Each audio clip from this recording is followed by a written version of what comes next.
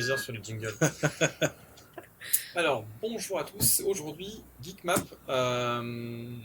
Déjà, j'aimerais vous remercier. Remercier tout le monde. J'ai eu beaucoup de retours suite à la publication de la Geekmap de septembre. On en a parlé sur le live de Daeris dimanche soir où j'ai Baboudu qui m'a dit qu'il a trouvé vraiment sympa. Et sur les réseaux sociaux, sur Facebook, même sur Instagram, j'ai eu beaucoup de retours positifs. Alors que ce soit juste par des petits love ou des petits j'aime. Et j'ai un certain nombre de personnes qui ont joué le jeu et m'ont fait des retours. Donc pas que du simple merci, mais en me disant voilà, il y a une fête ici, il y a une fête là. Et vraiment merci à vous parce que c'est quelque chose de collaboratif, c'est quelque chose de communautaire.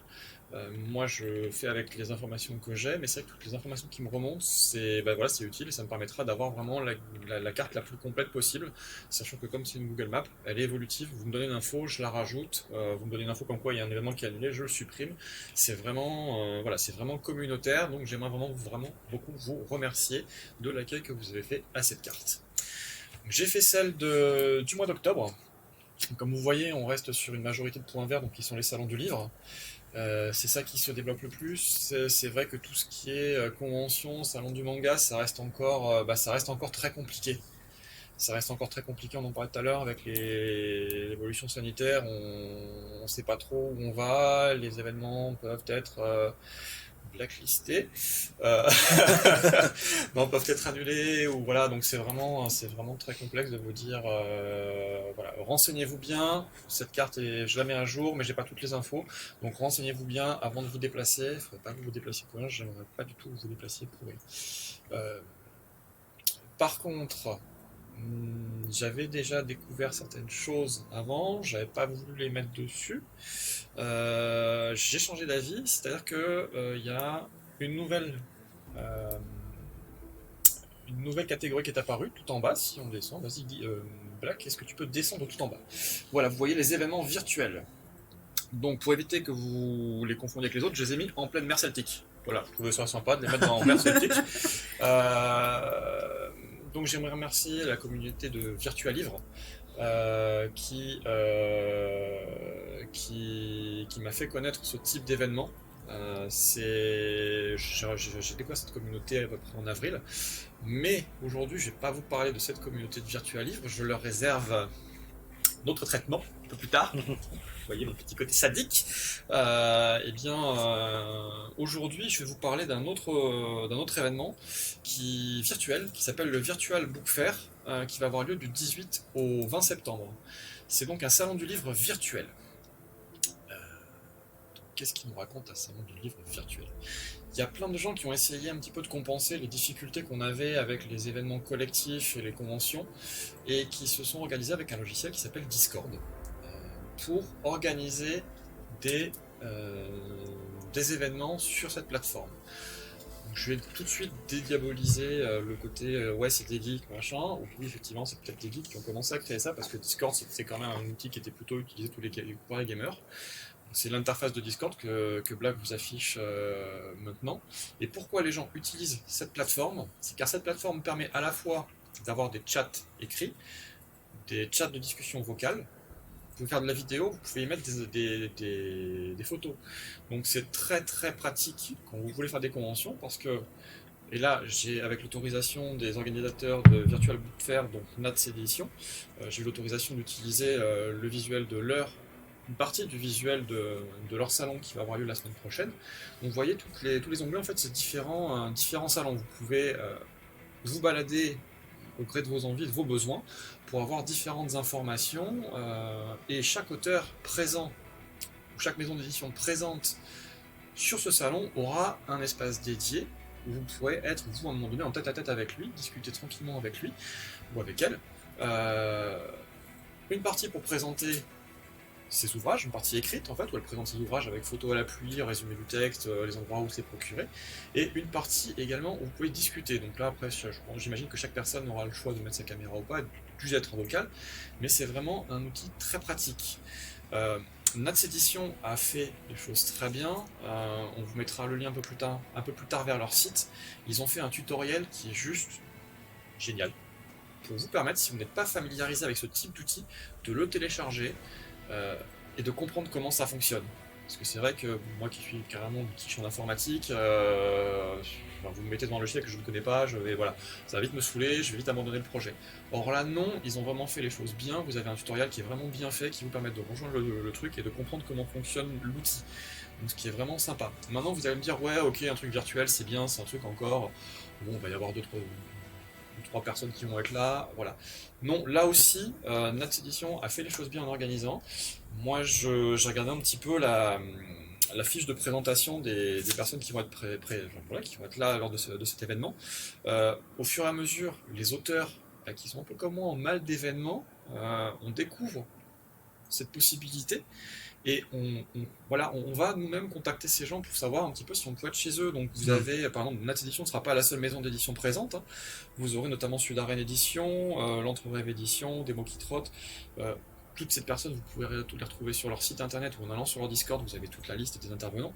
Et au niveau des auteurs, si ça peut vous crédibiliser un peu le truc, il y a Nathalie Bagadé. Donc pour certaines personnes, ça ne parlera pas. Moi, je vous dis, c'est un petit peu une de mes références en termes de littérature. C'est une personne qui est une des précurseurs en termes d'auto-édition en France. Elle a commencé, voilà, vraiment avant tout le monde.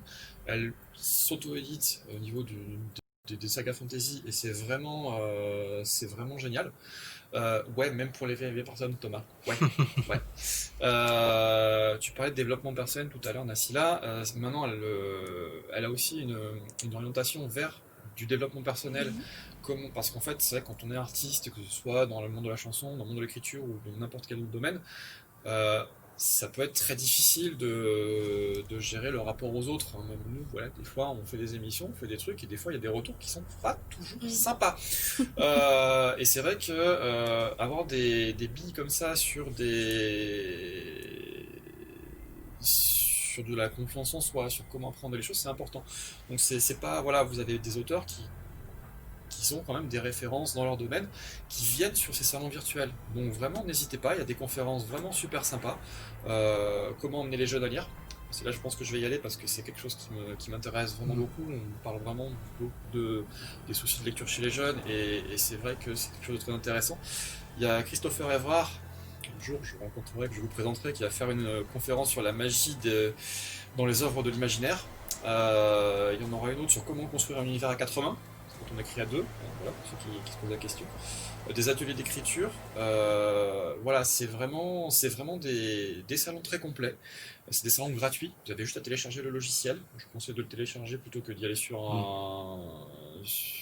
Internet Explorer ou sur Firefox ou des choses comme ça, c'est mieux, c'est plus stable. Donc vraiment, n'hésitez pas. Ça s'appelle Virtual Book Livre.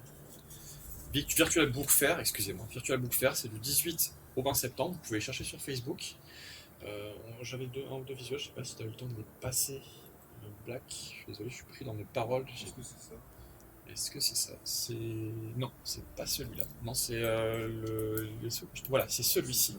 Voilà, c'est leur affiche qui est vraiment très jolie. Moi, j'adore vraiment ce côté un petit peu entre le manga et le contemporain. Le thème, c'est l'imaginaire. Ça collait pile poil, il fallait que ça tombe maintenant, il fallait que je puisse le présenter aujourd'hui parce que voilà, moi j'adore l'imaginaire, donc c'est l'imaginaire. Beaucoup d'auteurs des mondes de l'imaginaire. Sur leur Facebook, vous avez toute la liste d'auteurs qui est en train d'apparaître avec des jolis visuels. Vous tapez de façon Virtual Book Fair sur les réseaux sociaux, vous allez tomber sur leurs réseaux sociaux et vous aurez toutes les informations.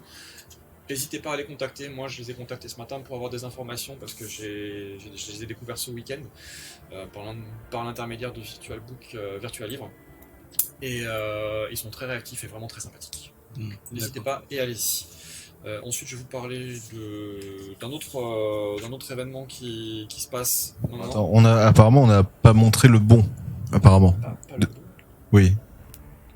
Alors, j'ai envoyé un lien sur Discord. Est-ce que c'était celui qui correspond? Est-ce que tu le vois sur le chat? Il est juste là.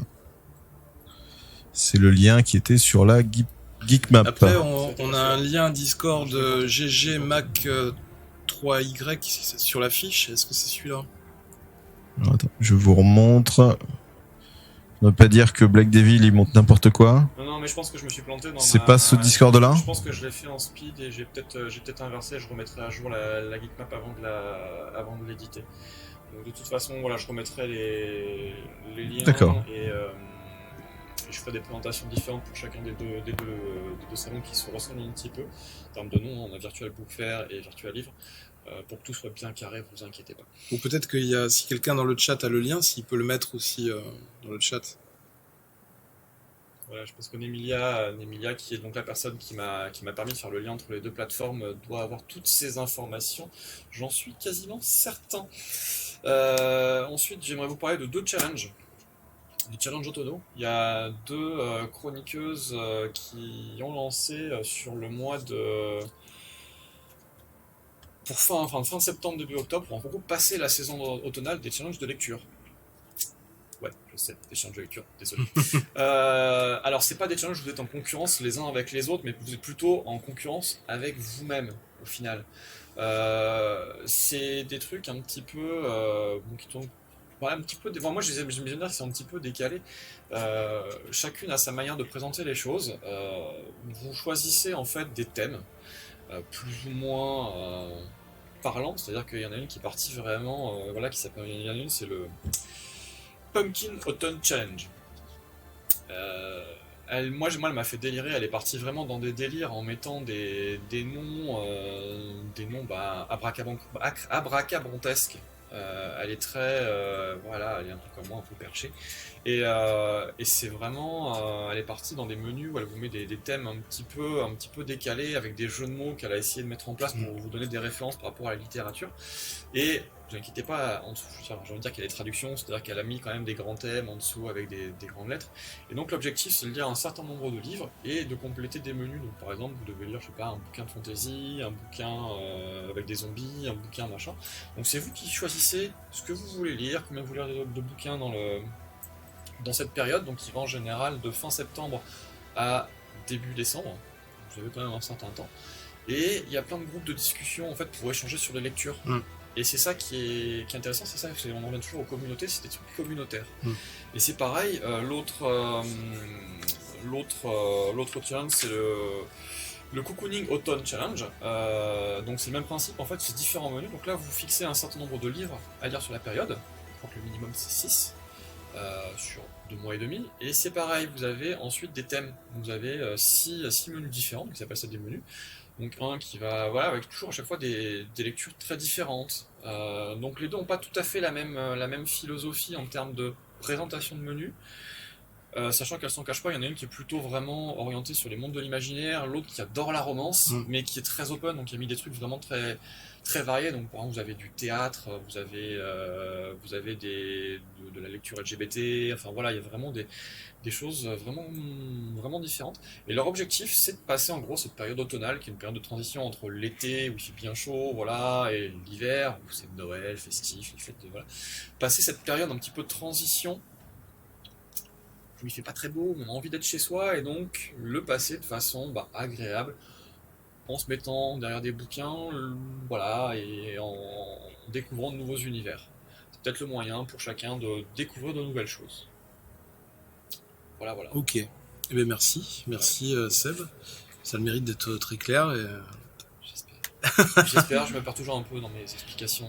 Après, n'hésitez pas, les amis, si vous avez des questions, vous pouvez nous contacter aussi sur le Discord de la TV42. Vous avez tous les liens en dessous sur la chaîne.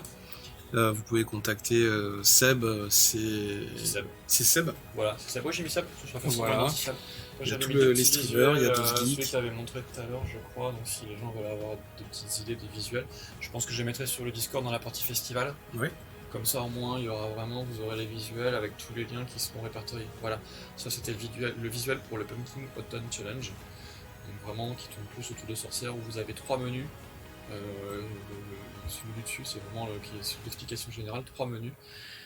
Si vous voulez l'explication vidéo, vous avez le YouTube de la personne qui est en dessous, donc qui s'appelle Guimau Terrier, qui organise ça, et donc vous pouvez aller sur son YouTube. Elle a fait une vidéo qui fait 25 minutes, qui est vraiment très explicite et très intéressante, et vous avez l'autre le suivant où on met le cocooning automne, challenge automne. Je laisse Black rechercher tranquillement parce qu'il est là, il est affairé, il y a plein de choses à gérer en fin d'émission, c'est un petit peu le bazar. Voilà, ça c'était le plan des conférences du Virtua Book Fair. Vous avez des conférences le samedi et le dimanche. Ok. En sachant aussi que, je tiens à préciser, le dernier week-end de septembre, vous avez ici à Sainte-Livrade le festival BD sur le samedi et le dimanche, et où normalement on va essayer d'être présent, la TV42, pour faire des interviews en direct, si les dieux de la BD et du manga le permettent, si au niveau du Covid-19 on repart sur une tendance un peu plus positive. Évidemment, si les choses ne s'arrangent pas, et ça peut toujours, les choses peuvent toujours changer à la dernière minute, donc on verra comment les choses évoluent.